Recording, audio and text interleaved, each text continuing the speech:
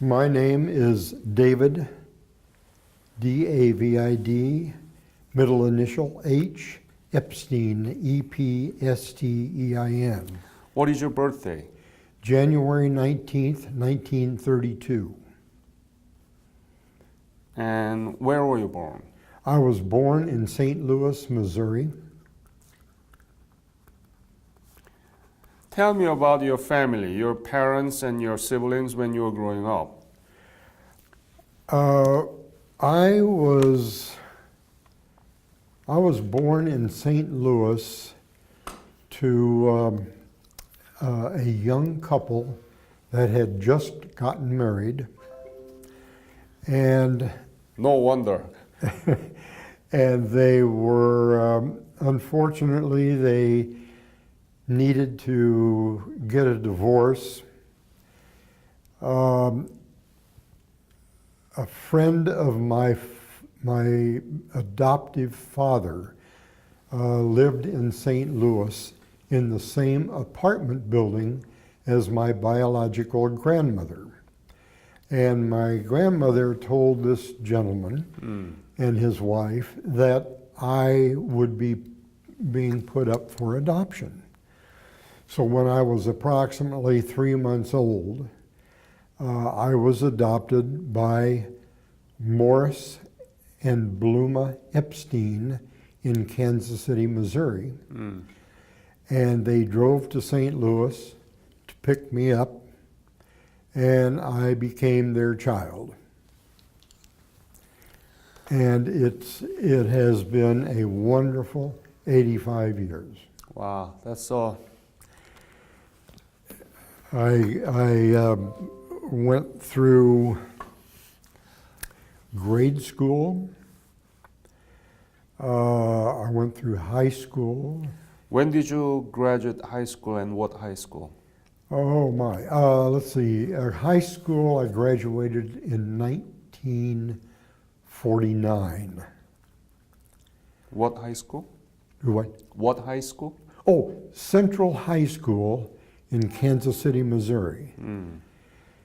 Now, very interesting life I had in both my grade school and high school. Grade school was Benton, B-E-N-T-O-N, grade school. And one of the famous movie people that went to Benton School was,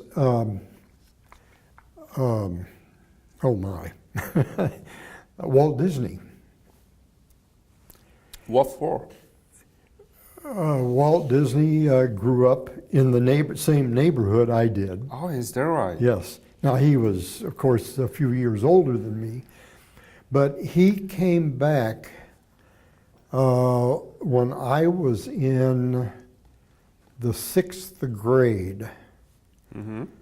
So I must have been about 11 or 12, and I was on the safety patrol at that time.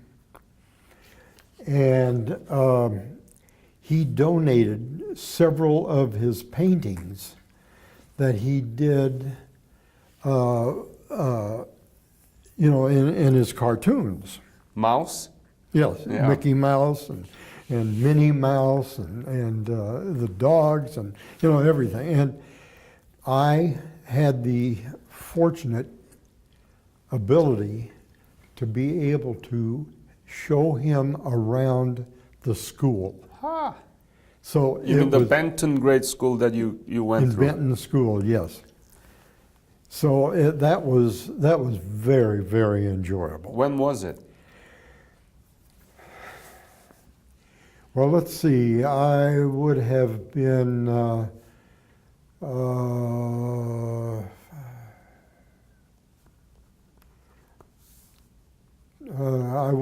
about 12 years old. So 12 years 44. old. 1944. And after graduate, before that, did you know anything about Korea at the time when you were graduating? Absolutely nothing. I knew absolutely nothing about Korea. When I went to high school, I knew nothing about Korea. It was during the Second World War, and very little was known about a lot of the other countries involved. When I went to college at Missouri University, University of Missouri? yes, I only went 1 year, and that was after I graduated in 1949 from high school. I went to the University of Missouri, and at that time I was. It was 1949, 1950. The Korean War broke out, and that's when I learned about Korea. What did you actually learn at the time? Well, all I learned, Professor, was that Korea, where it was located, what had happened. I had learned about how Japan had taken over Korea and how they treated the people. And as time went on, I learned a little bit more. Then I quit the university after 1 year, and I went into the Marine Corps. And let me ask this question. So you began to learn about Korea and how Japanese colonial control treated Korean people, right? Yes. Do you know the historical background how Korea was yielded to Japan by the American president? Not really. Not. I would be interested, of course. You know Theodore Roosevelt, right? Yes. He is the one who sent his war secretary, Taft, to Japan to meet with the Katsura, the prime minister of Japan at the time, I see. and sign the secret documents that Japan will have Korea, US will have Philippines. That's how it's been done in 1905. And in 1910, Japan occupied Korea. Ah, okay. Right? Yes. But now, because of Korean War veterans like you, that whole relationship has been upside down, and now we are the strongest ally. I see. So in my opinion, you are the one actually made whole this transformation made possible. That's why I'm so grateful to Korean War veterans. I never really thought that deeply about it, but it is very interesting. I'm glad that you mentioned it and told me about it. Mm-hmm. So why did you want to join the military in the middle of your campus life? A lot of my friends were in the military. I was not a real good student. You're too honest. At the time, I met this young lady, and we wanted to get married. So we got married and started raising a family while I was in the Marines in California. I just got out of boot camp, and my oldest son was born at that time. Wow. Then I turned around. Then they turned around and sent me to Korea. I mean, wouldn't you guess that you would be dragged into the Korean War if you joined the military around that time? When did you join? Well, I didn't join. I was actually in the draft, and that was in January of 1952. Oh. And Marine draft you? Marine, Well, usually they don't draft, No. right? What happened is I was drafted, and they were trying to pick out men to go into the Army and or Marines. And I was with several of my friends when we went down to get examined, and 3, 4 of us chose to go into the Marines rather than the Army. So when did you marry? I married in 1950. I was drafted. I passed all the physical exams. She went to work, and they sent me out to San Diego for training. And after training, she moved out to California with me for 6 months, and then they transferred me over to Korea. So when did you leave Korea? I left Korea. No, when did you leave for Korea? Oh, for Korea. I left Sorry. for Korea about around January 54. 54. Excuse me, 53. I'm sorry. I came home in January of 54. I got mixed up. So where did you arrive in Korea? Incheon. Incheon. And from there? From there, I went to the headquarters company of the 1st Marine Division. Where? Well, it was just south of the 38th parallel, over in the Panmunjom area, and I was on the command post security. Was it military police? No, not military police. I was just on the command post security. That any time there was a possibility of a breakthrough on the front lines, we would get called up and go up into the hills. So you were 1st Division, right? 1st Marine Division. And units. What else? The regiment and... Well, it was the 1st Marine Division. What did I say a minute ago? 1st Marine Division. Oh, for goodness sakes!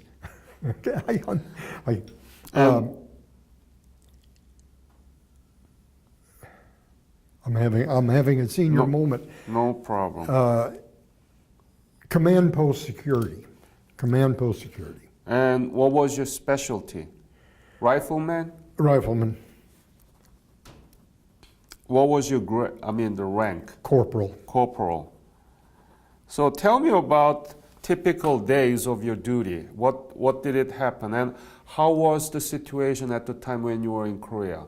It was right before the July armistice, right? That is correct. So yeah. how was the frontline situation? Was there a civil battle every day, or was it really, locking around? I was not directly involved in all of the battles that were going on at that time. I did see some combat because of the position that I was in as in the command post security. But actually I spent a lot of time just kind of like guard duty, if you will, around the command post. So that was about it. Now, the interesting thing that happened was that one of the fellows that I grew up with in Kansas City, his mother and my mother were having lunch one day, and one of the mothers said, "Did you know that David is in Camp Pendleton getting ready to go to Korea. And the other mother said, so is my son. Now, at that time, I was a PFC, private first class. The other fellow was a first lieutenant. So, so a few days, oh, excuse me. I'm sorry. A few days before I was to be shipped out, and he was to be shipped out, his mother had told him where I was. I was on KP duty, peeling potatoes. KP. Yeah. Kitchen police. Oh, I see. Okay. Okay. So he walks in to the kitchen area, and as any officer does when they walk into a room, somebody yells attention, and everybody stands up to attention. And I didn't see who it was at the time. I was looking the other way. So he said, "Is Private First Class Epstein around?" And I turned my head, and his name was Irving. He had a nickname here in Kansas City of Itsy.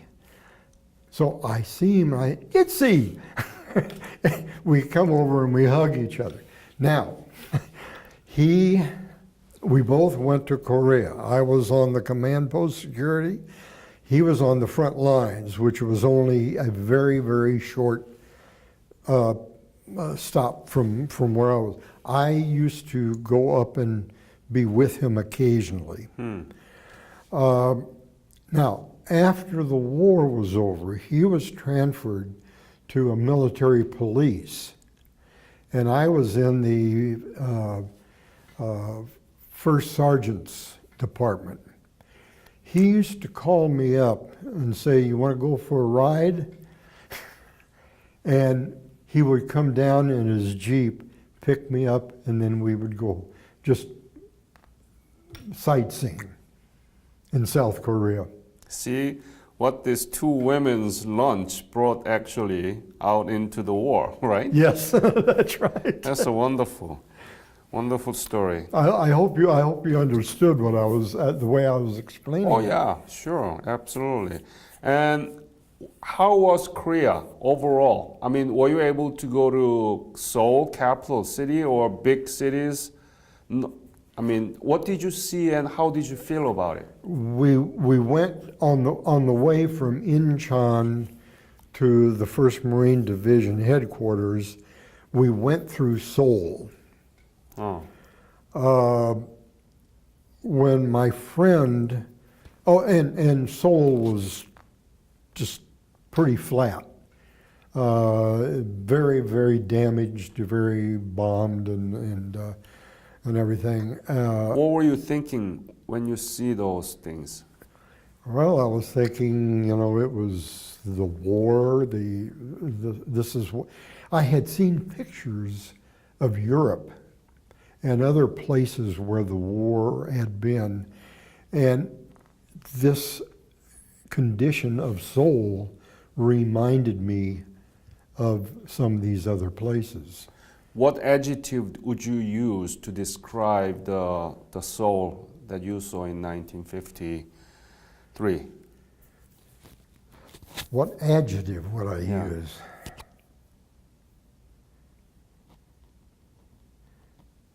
Pretty much destroyed. I would say it was really pretty much destroyed. Mm-hmm. How about people? The people were How did very, they look? And the people were very friendly. Around where we were, we had on the way up to the division headquarters, we were going up the roads in a truck, and we would see women and men carrying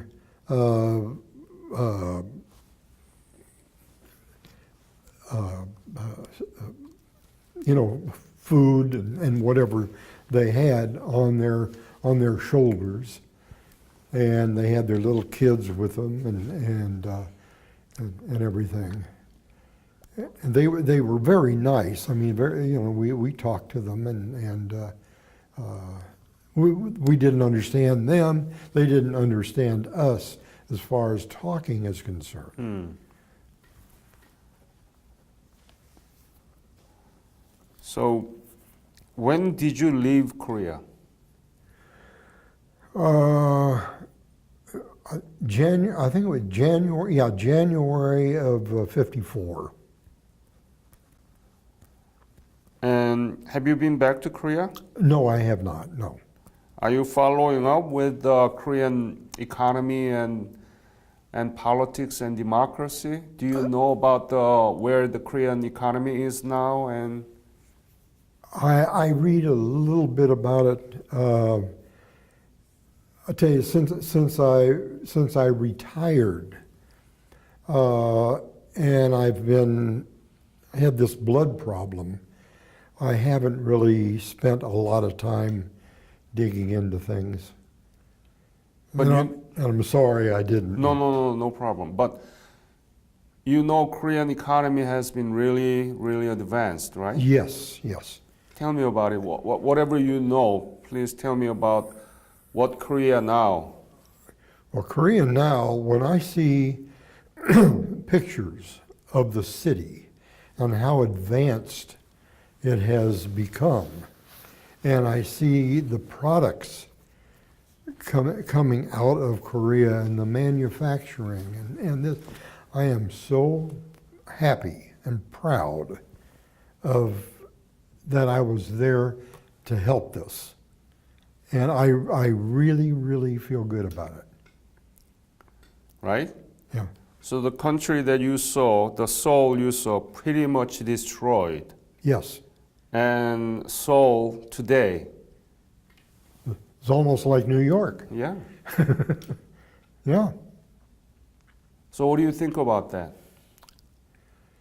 I think that the members of the United States that helped rebuild Korea, both financially and help-wise, verbally, and so on, and the people of Korea took pleasure in working with all these people and really building it up. I think it was wonderful. I don't know how else to explain it. So when you left Korea in January of 1954, you would never imagine that Korea would come like this today. No, never really thought about it. You wanted to forget about that?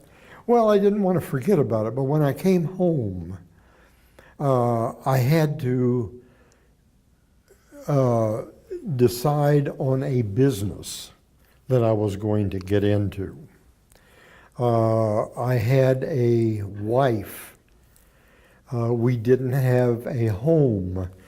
We didn't have a car. Well, yeah, we had a car. We had a child. And I had to put all this together in my head and with her, and my father and mother, and her father and mother. So I spent a lot of time considering, thinking, planning. Welcome to the real life, Yes, right? that's it. Now, I tell you what I did do.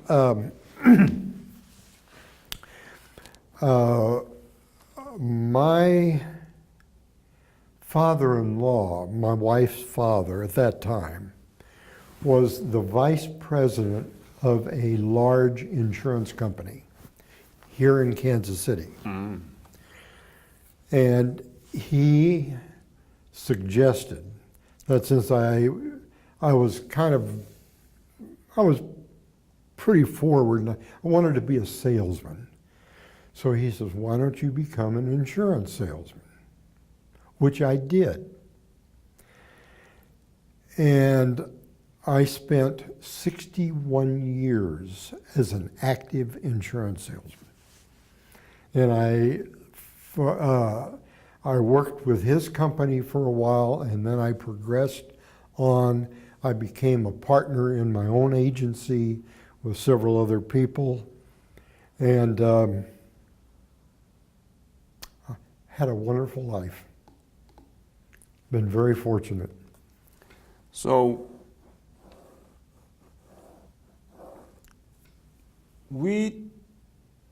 you know that there has been great transformation occurred in Korea. Yes.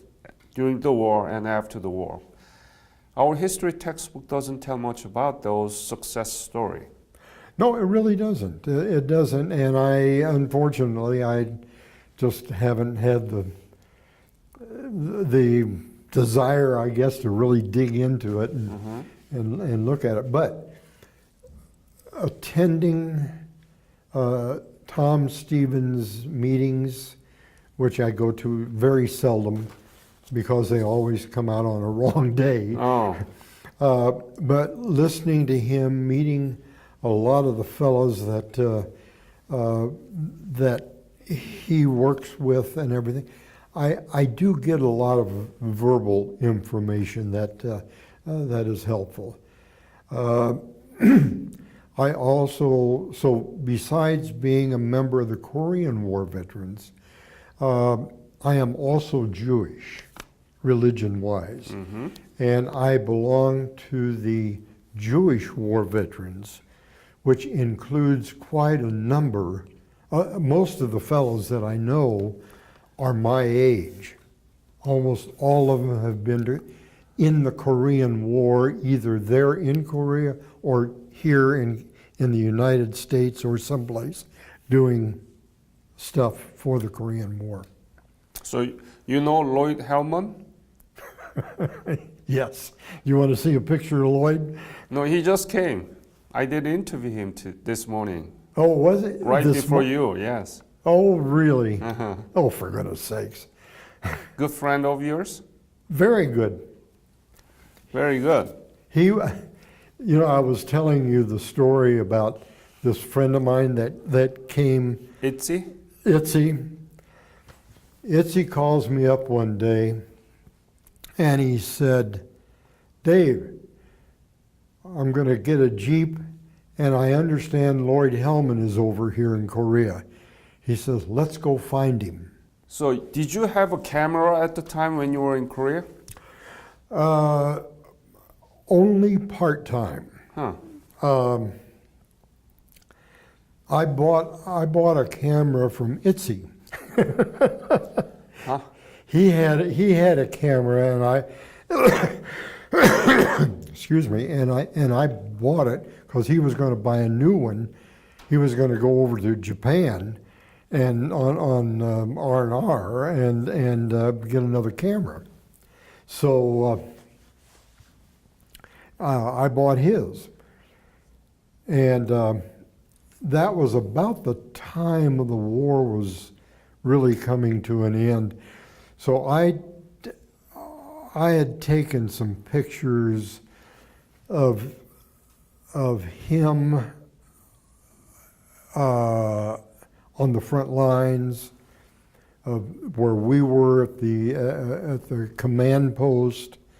I have some pictures of myself walking down a dirt road and seeing three or four kids, young little kids, and I put my arm around them and I have a picture of that. No, that's the kind of pictures that we want to have. Oh, okay. And we have about 8,000 pictures in our website. Oh my gosh. But these are the kind of pictures that we want to tell our young students that how Korea looked in 1950 and what did you actually see.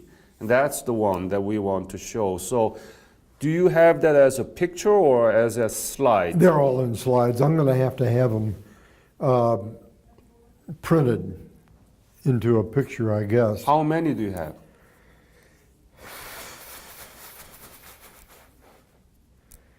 Between 50 and 100 or more, maybe. I would love to have those pictures. Would you send it to me? I would. I'll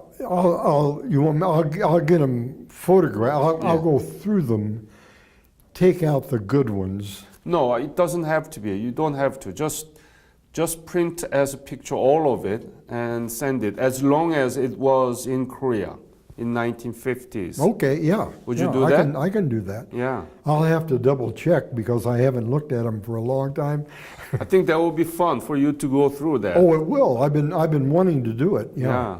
And that is a historical artifacts. Actually Yes. tells about Korea in 1950s. That's right. That's why it's really so valuable Uh-huh. for our education.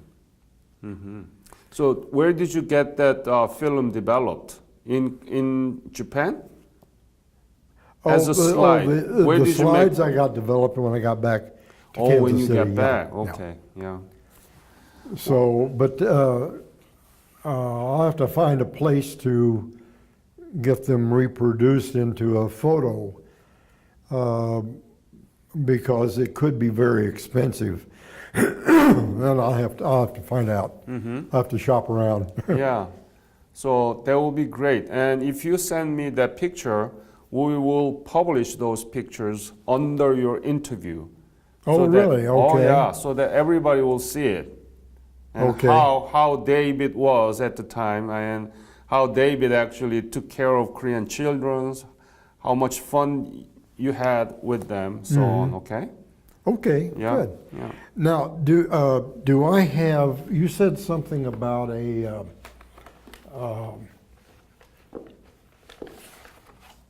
You said something about a website. Yeah, Is this the website here? absolutely, yes. Okay. Yeah. That's where you can find about 1,000 interviews there. Oh boy, Oh boy. I know what I'm going to do this afternoon. Yeah, please check it out so Oh, that I will. so that you can imagine what your interview will look like, you know. And actually it's a historic meeting. I mean, one Korean War veterans Right. talking about his service. Any other episode that you want to tell me? Not that I can really think of right off the top of my head. I've pretty well given you just about everything that I've. Do you want to go back to Korea and see what's been done? I can't. Physically, I cannot do it. Yeah. I would love to go back. I look at the magazines that I get, the gray beards and so on and so forth, and I just can't. I can't go. I can't do it.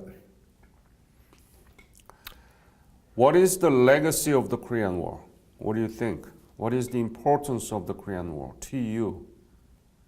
The importance.